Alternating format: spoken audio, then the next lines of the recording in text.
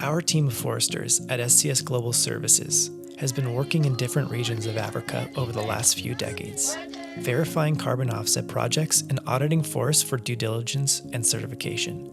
Here is what our team has found for solutions to some of the key threats surrounding deforestation and forest degradation in African communities. There are many factors contributing to deforestation and forest degradation in Africa. Specifically, unregulated harvesting and fuelwood collection is a significant threat. Also, forest conversion, particularly as it pertains to agricultural development. Also, poverty. Poverty is a major driver of deforestation and forest degradation. 1 in 3 people currently live in poverty in Africa and derive a living or their livelihoods from the forest. Also, corruption. There is a fair amount of institutionalized corruption in some of the African countries, and it's sort of systemic across society in those countries. And then lastly, civil unrest creates an environment of instability, which makes it very challenging to implement long-term projects, particularly in the natural resource sector. I think something that's really important is that, all these issues, harvesting, civil unrest, corruption, and poverty, are inextricably tied. And we're seeing that the projects are really interesting in that they work with the communities and they look at the problems that are there and seek to address them. What many of these projects are currently doing is developing sustainable methods for charcoaling.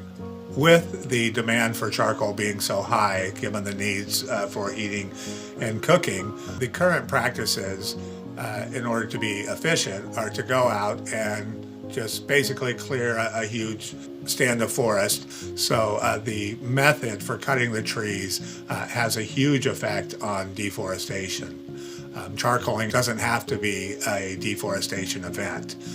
So we see things ranging from people, pruning trees and using the branches and things to create charcoal, and then using some type of a starch base to make charcoal briquettes.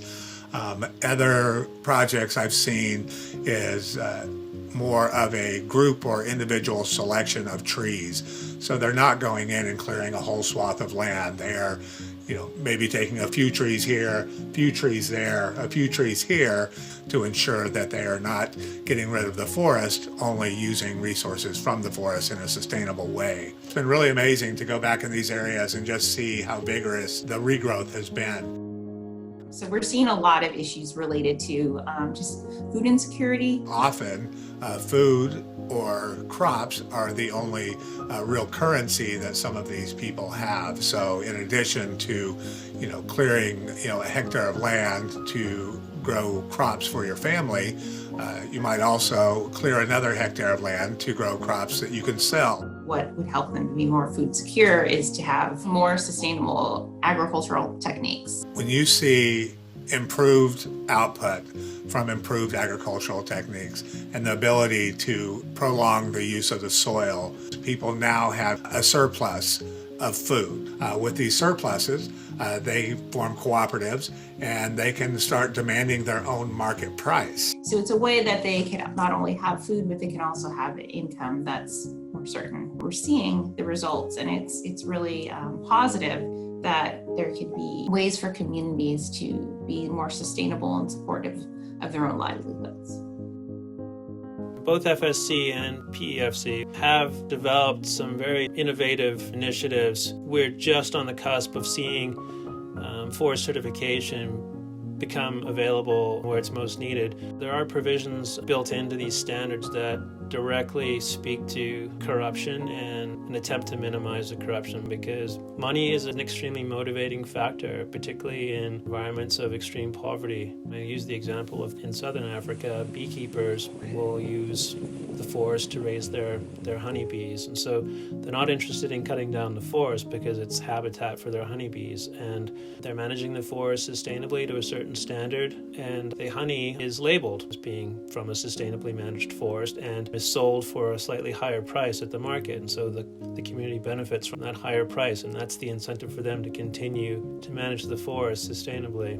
From a planning perspective, when you're managing a forest resource, you're talking in years and decades. The fear by the communities was that we'll improve the forest here, and then as soon as it gets to a point where it's of value, commercially speaking, the government's going to take it away. So why shouldn't we just take what we can from it now? With certification, it's one of the prerequisites is that the area being certified has to be legally defined and has clear ownership. Having that in place, there's going to be more incentive, and it's going to be more likely for landowners and managers to manage the forest in a responsible way over the long term.